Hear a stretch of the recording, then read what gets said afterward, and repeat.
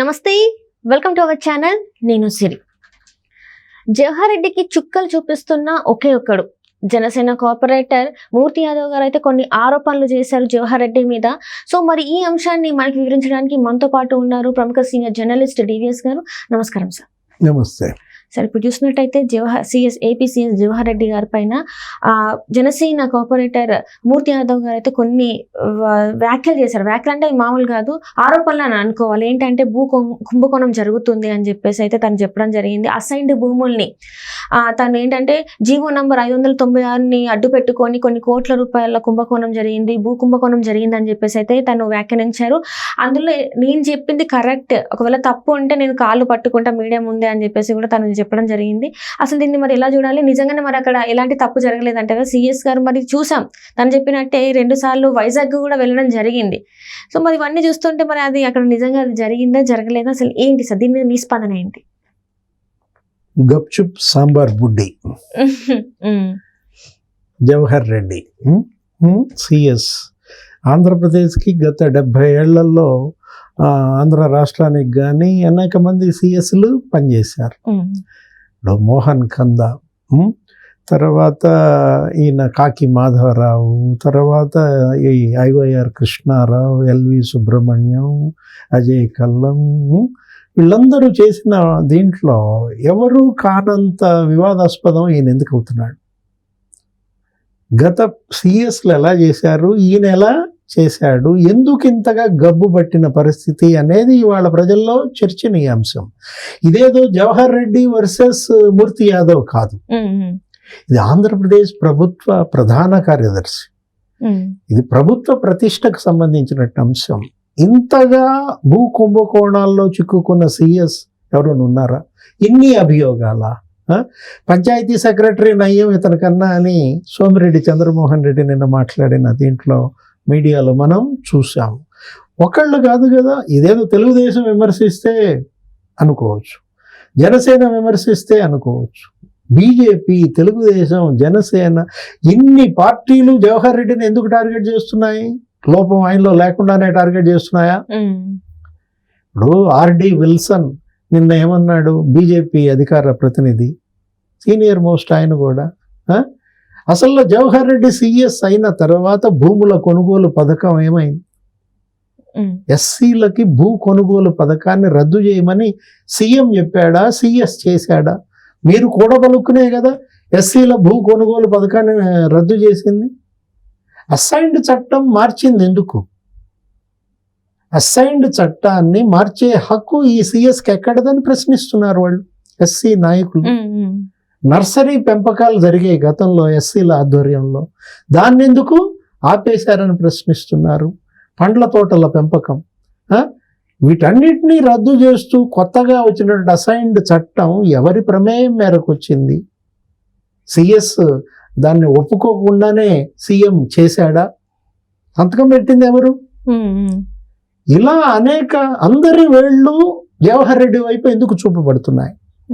మూర్తి యాదవ్ని క్షమాపణ చెప్పమని అడిగాడు ఆయన, లేకపోతే చట్టపరంగా నేను పరువు నష్టం వేస్తాను, క్రిమినల్ చర్యలు తీసుకుంటాను, రేపు ఈ పాటికి మీరు గనక మీడియా సమక్షంలో నాకు క్షమాపణ చెప్పకపోతే, ఆయన మళ్ళా ప్రెస్ మీట్ పెట్టి మూర్తి యాదవ్ మళ్ళా ధ్వజం ఎత్తాడు. చెబుతాను అన్నాడు, క్షమాపణ కాదు అసలు కాళ్లే పట్టుకుంటా అన్నాడు. ఎప్పుడు ఆధారాలు గనక చూపకపోతే నిరూపిస్తే. ఎందుకంటే తను అడిగిన ప్రశ్నలు ఉన్నాయి. 9 తారీఖు ఎందుకు వచ్చారు, మిగతాది అయితే మీరు మీ పనుల మీద వస్తే మరి 9 తారీఖు వైజాగ్ వచ్చి మీరు ఏం చేశారని చెప్పేసి అడుగుతున్నాడు. ఆ రోజు మీరు ఏం చేశారో నాకు తెలుసు, మీరు నిరూపించండి అని చెప్పేసి తను ఖచ్చితంగా అడుగుతున్నాడు. మనం ఇంతకు ముందు చేసాం వీడియో కూడా, ఏది జవహర్ రెడ్డి సీక్రెట్ టూర్స్ మీద కూడా. అందరికన్నా ముందు జవహర్ రెడ్డి సీక్రెట్ టూర్స్ మీద మరి చేసింది కూడా ఉల్ఫ్, దీంట్లో వైల్డ్ ఉల్ఫ్ లో వచ్చిన దీంట్లో మనమే చేసిన దీంట్లో ఏంటి అదే ప్రశ్నిస్తున్నాడు. సీక్రెట్ టూర్స్ ఏంటి? సిఎస్ అక్కడికి వెళ్తే అఫీషియల్ టూర్గా నువ్వు అనౌన్స్ చేయాలి, మీడియాను పిలవాలి, ప్రెస్ మీట్ పెట్టుకోవటం, లేదు ప్రెస్ రిలీజ్ చేయటం. ఇప్పుడు 3 సార్లు సీక్రెట్ టూర్స్లో మీరు 2 సార్లు ఒప్పుకున్నారు. మే 9 మీరు సీక్రెట్ టూర్ చేశారా లేదా? స్నేహితుడి కూతురి బిడ్డ పెళ్లికేదో నేను వెళ్ళలేదు, తర్వాత వెళ్ళి కలిసి అభినందించడానికి వెళ్ళాను అని ఇచ్చాడు.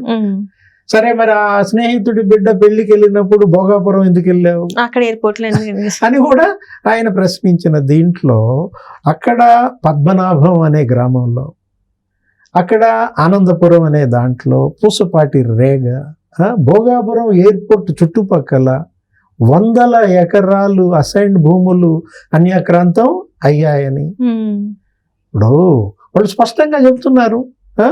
మీరు చేసిన ఆరోపణలకు మీరు కట్టుబడి ఉన్నామని వాళ్ళు చెప్తున్నప్పుడు మీరు చెప్పండి, మేము ఏవి రిజిస్ట్రేషన్ చేసుకోలేదు, నా కొడుకు 5 నెలల్లో అసలు ఉత్తరాంధ్ర వెళ్ళలేదన్నాడు. నీ కొడుకు ఆధ్వర్యంలో నేతృత్వంలో బినామీలు మీ వాళ్ళు ఇవన్నీ చేయించుకున్నారని వాళ్ళు చెప్తున్నారు.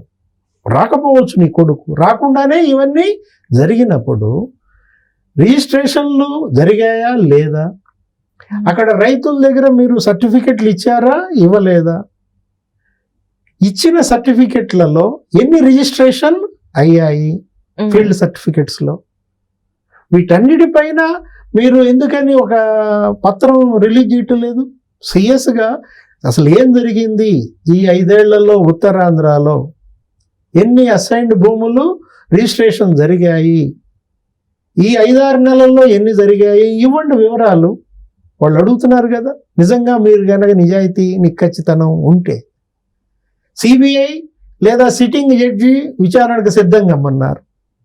మూర్తి యాదవ్ సవాల్ చేస్తూ నా దగ్గర ఆధారాలు ఉన్నాయి, నేను రుజువు చేస్తా, రుజువు చేయలేకపోతే కాళ్ళు పట్టుకుంటా, నా ఆధారాలు మీకెందుకు ఇస్తాను, నా దగ్గర ఉన్న ఆధారాలను సిబిఐకి ఇస్తా, సిట్టింగ్ జడ్జితో మీరు విచారణకు సిద్ధంగానండి, ఆయనకి ఇస్తానని మూర్తి యాదవ్ ఛాలెంజ్ చేస్తున్న దీంట్లో. అవును సార్, మొత్తం 700 ఎకరాలు భూ కుంభకోణంకి గురయ్యాయని చెప్పేసి అసైన్డ్ ల్యాండ్స్ అవి, అసైన్డ్ ల్యాండ్స్ 700 ఎకరాలేమో, అవి కాకుండా ఎన్ని వేల ఎకరాలు, ఇప్పుడు 40,000 కోట్ల విలువైన భూములు గత 5 ఏళ్లలో ఒక విశాఖ పరిసరాల్లోనే కబ్జాలకు గురయ్యాయి, అన్యాక్రాంతం అయ్యాయి. దీనికోసమా మీరు అక్కడ రాజధాని పెడదాం అనుకుంటోంది? ఈ భూ కబ్జాలు, ఇప్పుడు సోమిరెడ్డి చంద్రమోహన్ రెడ్డి నిన్న చేసిన విమర్శ చాలా తీవ్రమైంది.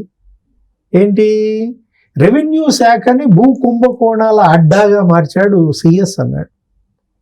సమాధానం చెప్తారా దానికి? కాదని చెప్పగలరా?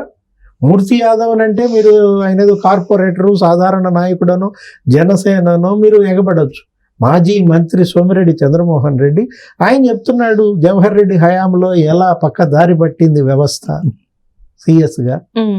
దీనికోసమైనా జవహర్ రెడ్డిని సిఎస్ చేసింది జగన్మోహన్ రెడ్డి? ఇంతకు ముందు ముఖ్యమంత్రులు సిఎస్లుగా సొంత సామాజిక వర్గం వాళ్ళని చేసుకున్నారా, సొంత జిల్లా వాళ్ళని చేసుకున్నారా? 6 సీనియర్లను కాదని జవహర్ రెడ్డికి సిఎస్ చేసినందుకు జగన్మోహన్ రెడ్డికి ఇచ్చిన గిఫ్ట్ ఇది. మీ ఇద్దరి మధ్య ఏంటి క్విడ్ ప్రోకో? ఇది ఒక క్విడ్ ప్రోకోగా మారింది. ఎవరికి? జగన్మోహన్ రెడ్డికి జవహర్ రెడ్డికి మధ్య.